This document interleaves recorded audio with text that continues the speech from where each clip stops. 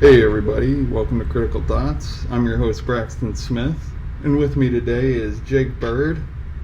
Today is July 26, 2020, and today we are here to talk with you about mask policies and COVID-19. Oh, right. You're not going with the normal white devil look. Okay. I just wanted to take a moment.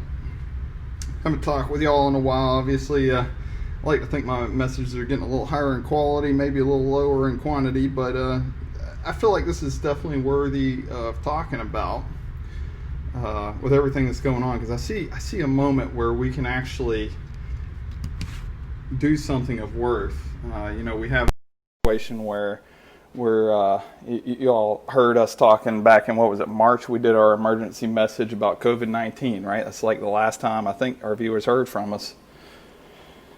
And, we're talking about everything that was come. Jake and I had been talking about this whole virus back in January, December of 2019 even. We're like way ahead of the curve on that one. And now, it kind of went a little sideways. I got to tell you, it went in a slightly different direction than I thought it would. And now, all of a sudden, people, because they're told to panic, they're panicking. And now that I have all the facts, I'm not. And so, I wanted to get into a bit about these masks. And obviously, I was being silly because I think this whole thing's silly with the masks. I just want to talk with everybody about it, just let you know some of the things I've been observing and share them with you, and brought Jake with me on this adventure because this is, I think, going to be pretty entertaining. So, kind of going into a bit of a monologue here. I just want to talk off. First off, why are we even required to wear these masks? Right? The CDC first came out in, was it February? I don't know, when did they make it mainstream that the virus is coming into the States? It was like March, February? It's February. It pretty much came right after impeachment 2.0. It's like, oh, by the way, there's this thing going on now. Yeah, so I think Jake kind of very subtly pointed out why masks were important to wear, and why this whole COVID thing blew up. Kind of just seems like a distractor, because at first we were told, if you remember, the CDC said, don't wear them, they're not effective. And then all of a sudden they're saying, oh, JK, now that there's a supply, put on your sweet and sour sickness afflicted mask made in China. So, which is it? And then some people, of course, would say, well, they had to say that because they didn't want people to panic, and they knew that the emergency workers, the people the medical people. The government law for their own benefit? What? What? Yeah. Well, I was going to say, if you told me that in 2015, I'd say, yeah, that sounds about right. It's not the first time that's happened. So, I just kind of think that's all been a lie. And, the numbers were fed from China and the numbers were fed here is just, time and again, it's been a lie. And, this whole thing with the COVID's just been it doesn't really seem to take into account people's health. It doesn't seem to really care about people's health. It seems to be more of a matter of like a psyop. It just seems to be like some sort of, like the new 9/11. It's like the thing to get everybody's attention and change the way you live your life. It's like, again, what do the masks really do for you? It's, it's just like, it kind of reminds me of when I'm at the grocery store and they're like, hey, here, sign your receipt. And I'm like, why do I do that? Like, what's the point? I actually signed a smiley face on every one of my receipts because I know it's bullshit. It doesn't do anything, but it gives us the illusion of security and safety. Just like why after 9/11 they had to start taking our shoes off and scanning us. We have to stand in the machine and get scanned. Oh, it's for the illusion of safety, but did we ever need that before? It's just taking away these rights from us. Is what I'm saying. That's what I'm taking away from it. But some of the other implications I've been seeing, it some of the more disturbing things I've noticed too is, I heard an Irish fella talking, and he was just talking about how, like, we as human beings, we're social creatures, right? We talk to each other. I talk to Jake. I'm looking at his eyes. Right? And I'll get to that in a minute, Buster. But what I'm talking about right now is I go and talk to you, and I'm looking at you right now. I'm looking at your eyes, and in my peripherals, I'm seeing your face. And I'm coordinating your eyes with your mouth. I know if you're amused because I see you smile, and I know I can bounce that off of the look I see in your eyes, and I know if it's genuine or if you're just being very polite and give me one of the sympathy laughs or whatever, like, yeah, kind of like that, So it's like one of those things where the mask is essentially taking away your humanity. People only see that right there, right? They're not seeing the rest of you. And it's implanting into people's minds that you see a person and you don't look at the person. You look at, oh God, that's another walking sack of viruses and bacteria. I got to avoid them. I got to keep my social distancing of 6 feet. So, I was all day today, I was trying to text Jake. I was trying to get a hold of him. He's very hard to get a hold of. And I'm like, wow, that normally doesn't happen. But I'm thinking maybe that's been programmed into us because now we're like, hey, don't talk to each other. It's like, keep your distance. And I've noticed that with a lot of people lately. It's been hard to get in touch with folks lately. Has anybody else known social distancing happening beyond what's been recommended? Asking that halfway rhetorically. And I think the number one thing is actually just straight up compliance. I noticed that there's no standard. They tell you there's all these laws that have been put into places. You have to wear masks into certain places. There's no standard for what the mask should be. At one point they were talking about like N95, wasn't it? Yeah, the standard medical mask. They're talking about going to that, but now at this point it's just a cloth covering, right? So it just kind of, way I look at it is if there's no standard for that, then what is it really? It's really, if the standard was there for the quality of the mask, then yes, maybe it is about your health, but it's not. So what is it really about? And I would say it's for compliance.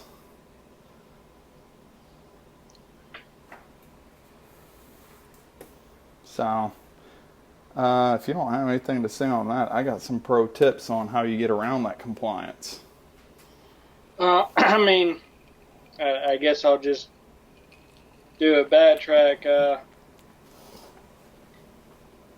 There are studies about why masks are so important for like rituals and stuff, and it is like you're saying, there's an objectification and a dehumanization to it. When the mask gets put on, it both lets the wearer get a mindset more for whatever the ritual or the form is, but it also gives the viewer, this isn't your dad just giving you, a rite of passage. This is the sacred act going on. And that kind of also boils into the other idea, which you say psyop, I say a good old moral panic. And we've had them throughout history plenty of times. The witch trials, for one. McCarthyism was another good one, and I especially like McCarthyism because I think it applies more to this event because turns out after McCarthy died, they investigated his papers and stuff about what subversive communists and who was donating to the radical ideologies to spread throughout culture and everything, and it turned out 9 out of 10 he was right. The problem is the way he handled it. Did he just give that information over to the proper authorities? Did he respect the due process of other people? No, he had his little kangaroo courts where he could muscle people to do what he wanted. And if someone ever started bucking or something and going, well, hey, maybe you're right or something, but, you're not a judge. This isn't a court. And who the hell do you think you are, taking American citizens in front of the press and just doing what you want with them? And you just go, oh, you're a pinko commie sympathizer. You're I guess today it'd be what, alt-right? How dare you? You're a racist. Yeah. Yeah, I do a lot of that guilting and shaming, and I think it's interesting too. Have you noticed too, like some of the common denominators, like for example, it seems to be more of your conservative and libertarians are the ones fighting wearing a mask, and of course your liberals are the ones wearing them and being compliant. It seems to be a common theme. Anytime the mainstream media tells you to do something, you can rest assured that the conservatives are going to fight back and say, no, fuck you, and the liberals are going to say, well, what, do you want me to die? Or grandma to die or anything like that. Yeah. I mean, there's some that are just completely resistant it because of the traditional American ethos of you don't tell me what to do. But the other main thing is, like me, for instance, without the mandate, yeah, 95% of the time I'd probably never wear a mask unless I saw a sign on a business or something like that, or if I was visiting my girlfriend's grandmother or something like that, because guess what? That's probably the only instances I would ever need to. Your dog is very distracting right now, Jay. Yeah, he's wanting to play. But, you know, and in only one of those cases is it really actually physically needed compared to just a person's personal stance without compulsion. But that's the other thing with the whole moral panic thing. You know, it's no, I don't think that I have a right not to wear a mask, because there's plenty of situations where it not only would be pertinent but vital if I wear a mask. The question is, does someone else have the right or ability to compel me to wear a mask? And that's where the problem is. Right, yeah, and that's actually what I was going to get into. That was where I was going to segue to, is like some of the things, like, you know, I go walking into grocery stores, and, you know, I've had friends and families tell me some of their run-ins and tips and tricks they can use. And so without further ado, I'm going to show you a few tricks to get around these motherfuckers. So you go to the place of business. Now, a lot of these people aren't, you know, just trying to shove their dogma for the government down your throat.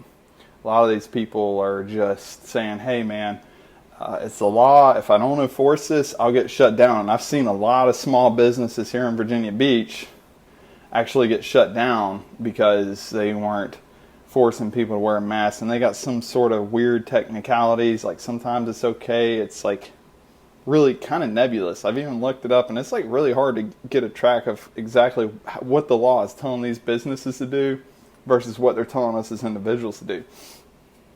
But what I do know is that nowhere, so all it tells you is you have to wear a facial mask. It has to be cloth. So, you know, I was joking around and I was wearing this little deal at the beginning, and, you know, just to show how ridiculous it is. And I know a lot of people may be compelled to do that, but you can't do that. It's a latex mask.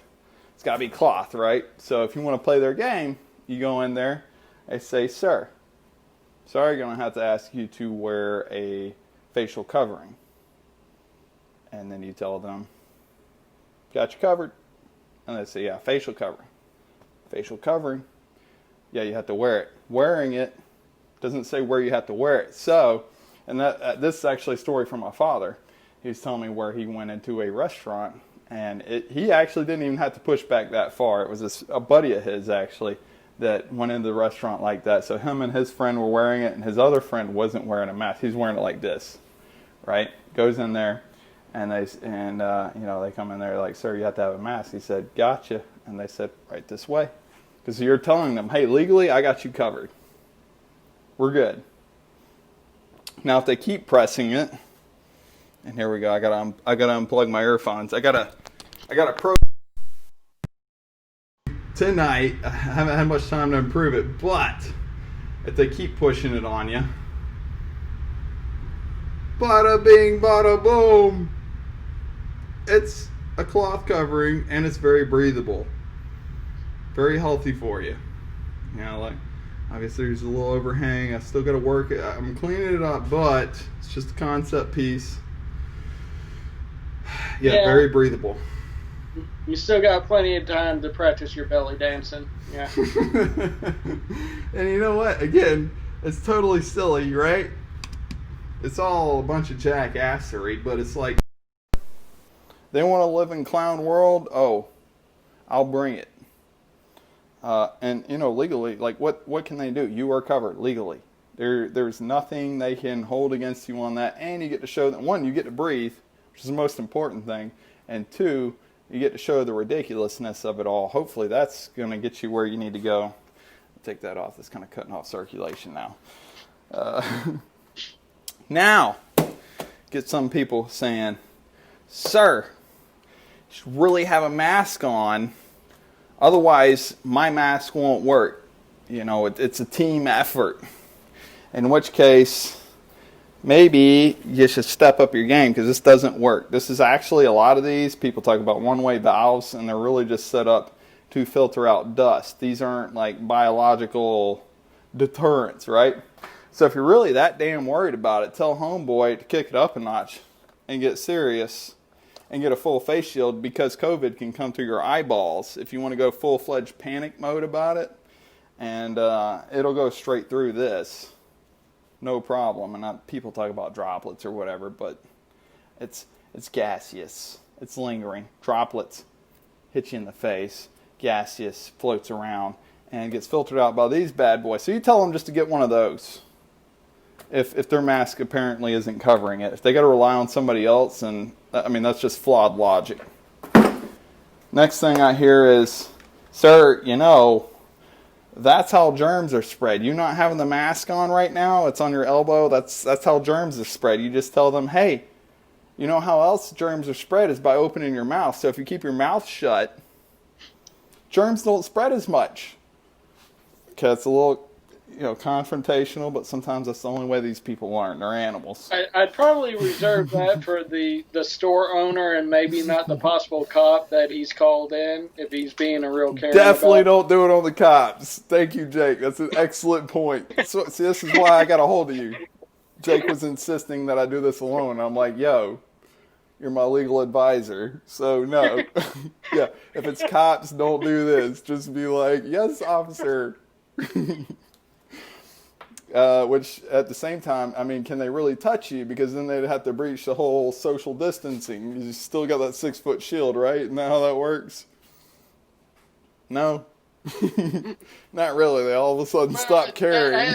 As we've seen in recent times, as long as you have the right political motive, it seems like you become immune to COVID through the righteous justiceness of it all. Dude, right? Excellent point. That's another thing that I wish I would have brought up at the very beginning, actually. That's an excellent point, yeah. It seems to be, like, selectively enforced. It's like all these laws that get pushed on us. It's not for your safety. It's not for your benefit. It's always going to be applied to you if you're looking for freedom. They're going to force that onto you, but the people on their side get immunity. It's a two-tier justice system. But, you know, another one I've heard is, sir, you know, not having a mask on, that's dangerous for your health. And meanwhile, they're smoking cigarettes, drinking alcohol. They're in their fucking hover round, sipping Coca-Cola from McDonald's. And you know, it's like, and I just tell them, I'm like, hey, you know what? You actually have a greater chance of dying from a flu shot. You got a greater chance of dying in a car wreck on the way over here than you do from COVID, let alone diabetes, lung cancer, et cetera, et cetera. And then one I've heard too is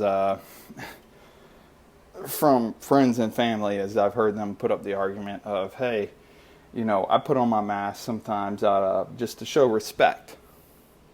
It's to say, hey, I understand you're freaking out about this, so I'll put on a mask to make you feel better. And to which I say, what about self-respect, right? Well, I mean, first of all, respect isn't given, it's earned. Second of all, with family and stuff, you know, if you ask me to do it, I know it's goodwill. It's not someone just having a power play. It's not someone just wanting to be a Karen about it or something like that. And third, well, what about my feelings? I tell you what, if you want me to live the life that you want, how about you live the life that I want? I'll wear the mask and be all anal retentive about it, and you can just walk around without the mask, and you can actually act like a decent, responsible human being. If you feel a cough coming on, cover it, wipe your hands. You know, things we've always done when it comes to respiratory contagions. Absolutely.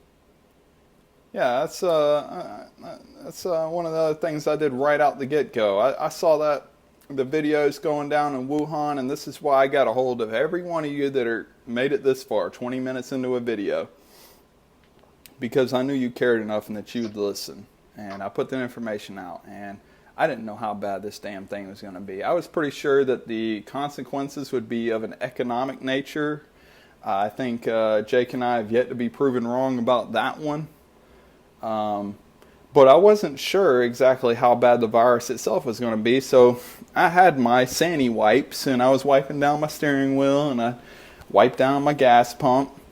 But I see this whole thing unfold, and I've seen, in my lifetime, I'm 31 years old, I've seen way worse viruses. I mean, we've had Ebola over here in the States. We've had H1N1, which I believe infected and killed more people at a faster rate. And the thing about H1N1 is they didn't have to incentivize it. They didn't have to give a hospital $10,000 for every COVID patient they had. They didn't have people not getting tested. They go to get tested. They don't get tested because they had something else they had to do and still come back positive. That didn't happen. You didn't get $30,000 because you put a person on a respirator for COVID-19. But it was still comparable, or some would even argue even worse. So, you know, we didn't have masks back then, and oh, look, we're still alive. How about that? And nobody even really remembers it. A lot of you probably listening right now probably don't even know what H1N1 is. If you don't, duck it. So I'm coming up to my conclusions here, Jake. If you got anything else you want to throw in?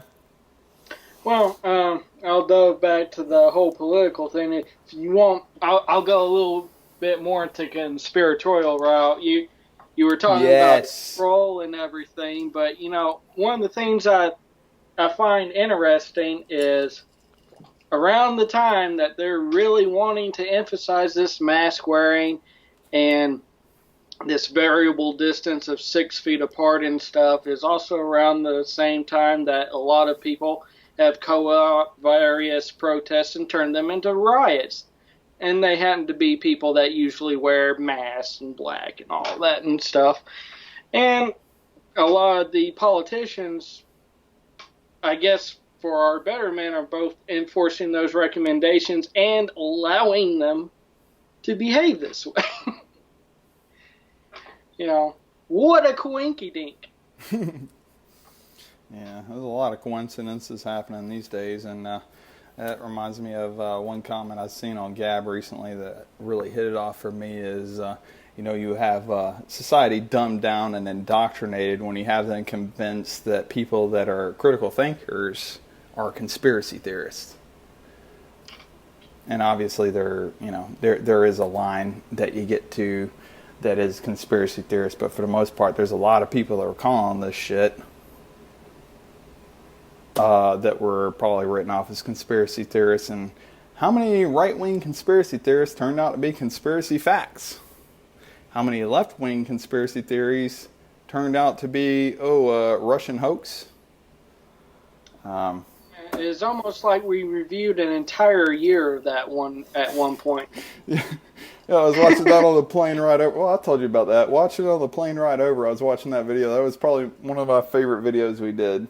If you haven't seen it yet, definitely go back and watch our video on, it was a 2019 Year of the Conspiracy Theorists. That was a really good back and forth and very,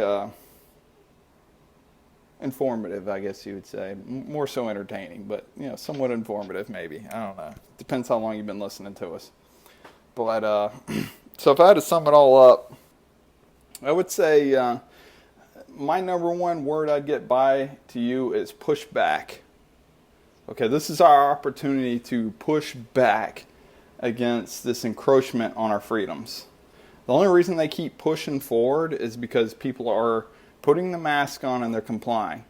What does it matter when you walk into a store without a mask on and they say, "Sir, put a mask on," and you give a little pushback. Just tell them like, "Hey, bro, I got it covered." And you know what? If you're in a hurry, sure, throw the mask on, whatever. At least you had, you're putting out the message that you're just not going to lay down to it. But if you're not, you know what? Maybe you go find another store where they aren't pushing all that totalitarian beliefs. It's like I've been saying time and again. Patrick Henry said, "Is life so precious or peace so sweet as to be purchased through the chains of slavery? Forbid it, God Almighty. I know not what path others may take, but as for me, give me liberty or give me death." And that's a sentiment. Anytime anybody ever tells me like, "Oh, you got to put a mask on," it's for your health, it's for your safety. It's like, how many times have we traded our liberties for safety? Like, life isn't that damn precious to me. I enjoy my life, I enjoy my liberties, but if I have to put a mask on my face and walk around breathing my own air and just cutting off communication with people, at that point, no, you know what? Life isn't that damn important to me. At that point, give me death. That's where I am with that. So, we can keep complying, and they keep taking away our rights. Pretty soon they'll be forcing COVID-19. COVID-19 vaccines. They're going to be forcing them on you. You're going to have to take these vaccinations to travel. And where do we draw the line? At what point do we say enough is enough? And how hard is it? I mean, if you won't walk into a grocery store without a mask on, if you won't even push back at that, what happens when they come and say, "We're going to take your guns"? Because I can promise you right now, if you won't walk into a grocery store without your mask on, you are not going to raise your firearm up to protect your firearms. You're going to hand them right over. All those firearms we've been buying up over the last 2 decades plus is for naught. There is no end to which they will stop, and there is no end to which you will concede if you do not make your stand right now. So, I don't know, Jake, you got any last words? That's it for me.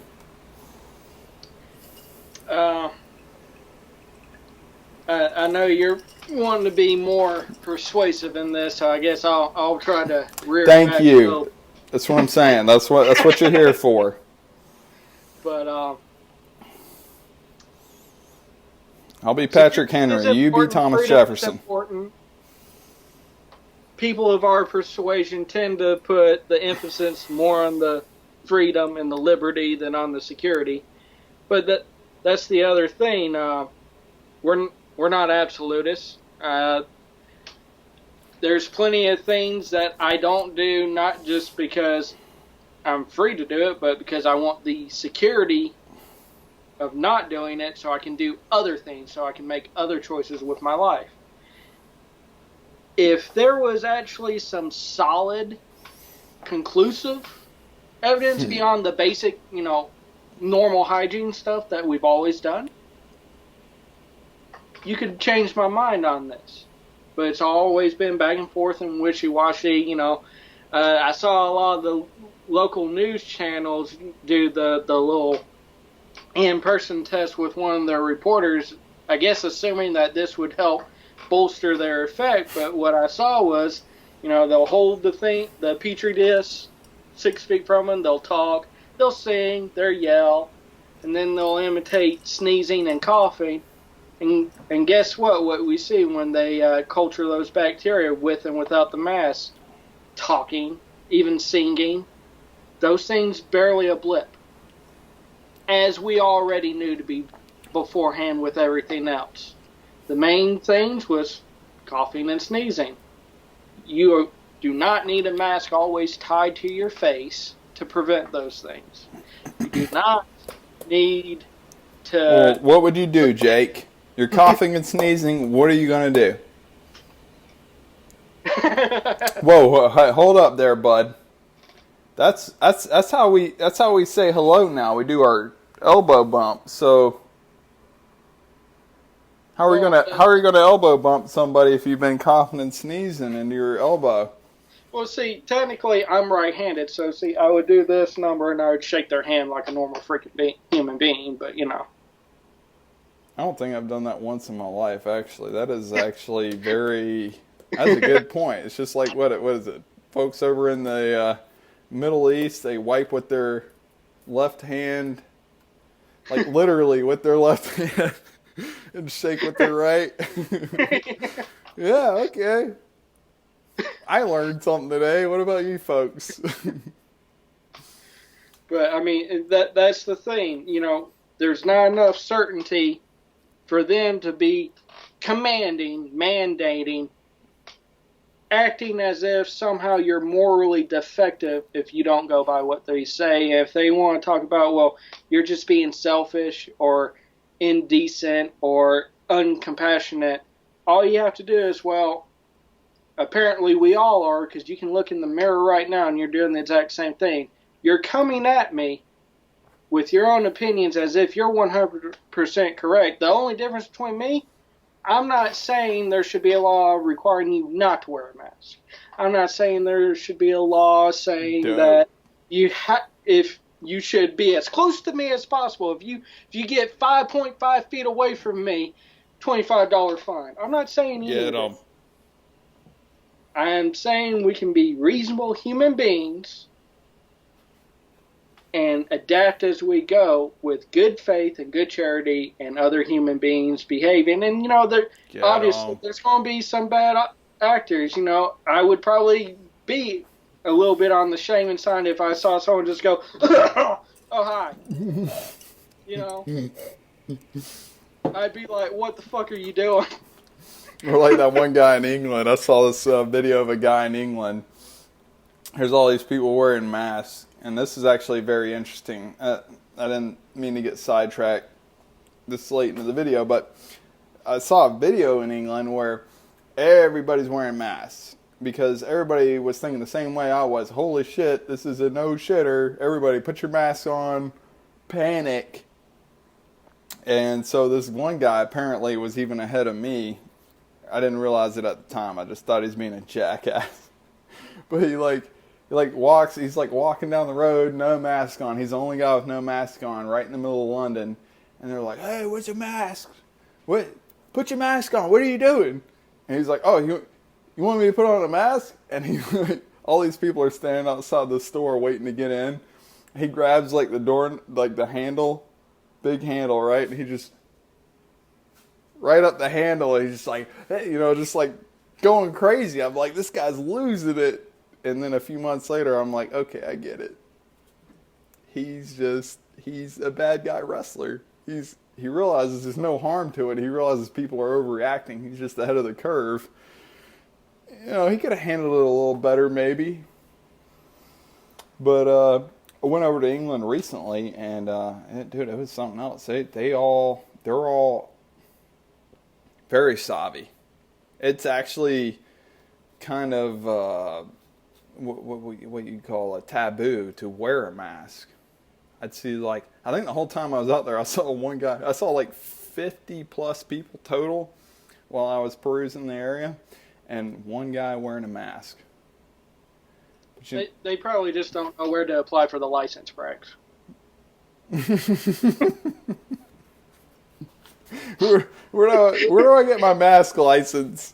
Yeah, it's a big issue they're having. You got a license for that, mate?